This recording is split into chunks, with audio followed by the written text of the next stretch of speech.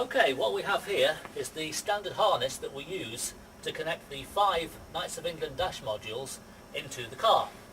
Now, the connections to each one of the Dash modules is made by a D-type connector, and you can see that we have a 9-way connector for DM1, a 25-way connector for DM2, another 9-way connector for DM3, a 15-way connector for DM4, and a 15-way connector for DM5.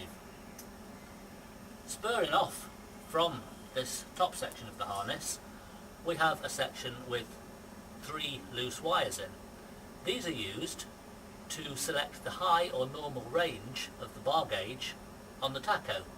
For more detail about that, have a look at the video about DM4. You'll see there are 3 wires, which are blue, orange and green. The green wire is the actual input signal to the bar gauge. The orange wire is the normal range mode, so if you want it to work in normal mode, connect the orange and green wire together. If you want it to work in high sensitivity mode, connect the green and the blue wire together. So you can do this with a changeover switch, or you can hardwire it. Similarly, we have a spur coming off relating to the bar gauge for the speedo. This one has 5 wires in it. Let's just ignore the yellow and white one for a moment and look again at a green, an orange and a blue. Same kind of thing as we had for DM4. Green is signal, orange is normal range and blue is high range. These two relate to the hundreds digit on the speedo, in that we'll switch that on only if we're in the normal sensitivity mode. So, if you want normal bar gauge operation, let's connect the orange and the green wire together, and the yellow and the white wire together. If you want high sensitivity operation for the speedo bar gauge, disconnect the yellow and the white wire, disconnected, and connect the green to the blue. Again, you can do that with a 2-pole changeover switch. Let's have a look further down the harness. We have 2 spurs of wires coming off here, which connect to the connectors behind the stock dash. One group has 5 wires, and one group has 4 wires. These are standard colours. We use the same colours in all harnesses, so if these little labels drop off, it's not a problem, you can go with the colours. Yellow is the check engine, orange is fuel level, blue is the right turn signal, green is the left turn signal, and white is the engine temperature signal. That's the group of 5 wires. In the group of 4 wires, we have a yellow, which is the high beam light, blue, which is oil pressure signal, orange, which is the brake signal, and white, which is the input from the coil, the tacho input. We then have a long section with a blue and green wire for the TPS, throttle position sensor. The green is the actual signal from the TPS, which you'll usually pick up from your ECM, and blue is a 5-volt reference provided by dash module number 5 in case you don't have an ECM, in case you're just running it with a standalone TPS. Moving further down the harness, we have a long section which goes through the centre console. Right at the end of that long section we have another 9-way connector. That's used for the DM1 sender, which we recommend at the moment we use our little sequencer circuit for DM1, but in the near future we're going to have a fully functional compass sender available.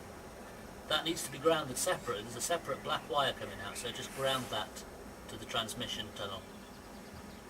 We also have, spurring off from there, a green wire and an orange wire.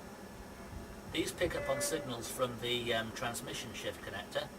The orange wire is a ground switch wire picking up the park neutral signal, and the green wire is a high switch signal which picks up the reverse light signal. Spurring off from here we have 3 more branches. We have a group of 3 wires, a red, a black and a white. They go off to your vehicle speed sensor. Now, depending on the particular configuration of your car, that might be near the cruise control system in the engine bay, or it might be on the back of the transmission, so you'll have to route that depending on where the vehicle speed sensor is on your car. We have another group of 3 wires, orange, green and yellow, which are for the normal auto pursuit lights on DM3 and DM5. They're just ground switch signals. Another group of 5 wires this time, a relatively short one, which is an orange wire, that picks up on the drive to the fuel pump relay from the ECM. It's a high switched signal. We then have 2 pairs of wires for sensors in the engine bay. We have a blue and a green, used for a standalone map sensor to measure the engine vacuum. The blue is a 5-volt reference provided by DM4, and the green is the actual signal from the map sensor. You'll need to ground that sensor separately. We also have a yellow and white wire, which can be for any resistive type sender. As a default, we tend to use it as an air temperature sensor. A 5-volt reference is provided on the yellow wire, and the signal is returned to DM5 on the white wire. Finally, the last section of the harness goes down to the fuse box. We have in this section a total of 9 wires. 3 are for various power supplies. One is the accessory switch power, which comes on as soon as you turn the key to the accessory position. Second is ignition switched power, primary ignition switched power, which drives all the gauges. And we also have secondary ignition switched power, which is used to drive the window motors, for example. We also use it for the dash top indicators to drive the countdown sequencer. That comes on as soon as you drop the key back to the engine run position from cranking position. We have a black wire, which you might guess is ground connection.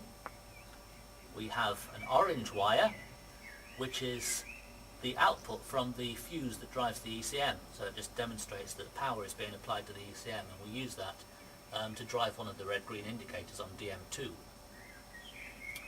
We have a green and yellow wire, which are used to monitor the signal at each side of the fuel pump fuse.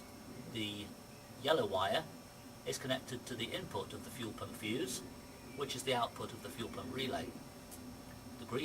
One of the green wires is used to connect to the output of the fuel pump fuse, and again it drives one of the DM2 indicators. Finally, we have a blue wire, which is used to pick up on the signal for the cranking. When you're actually cranking the engine, that signal will go high.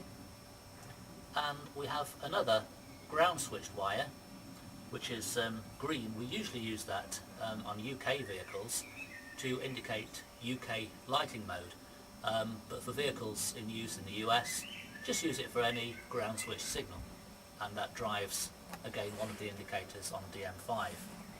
For more information about the individual dash modules, have a look at the videos for the individual modules. And that's our harness.